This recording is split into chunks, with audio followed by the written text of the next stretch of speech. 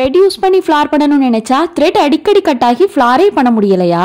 இனி அதை விட பெட்டரா கட்டானா யூஸ் பண்ணி பண்ணுங்க. சூப்பர் எஃபெக்டா இருக்கும். இது நம்மளோட ஆரி சேலஞ்சில் டே 124 ஃப்ளார் ஷேப் டிரா பண்ணி எடுத்துக்கோங்க. இப்போ ஒரு பெட்டலோட சென்டர்ல இருந்து நார்மல் மிஷின் த்ரெட் எடுத்துட்டு அதுல பெட்டலோட லென்த்துக்கு தகுந்த மாதிரி கட் பீட்ஸ் யூஸ் பண்ணி ஒரு லாக் ஸ்டிச் வந்து போட்டுக்கோங்க.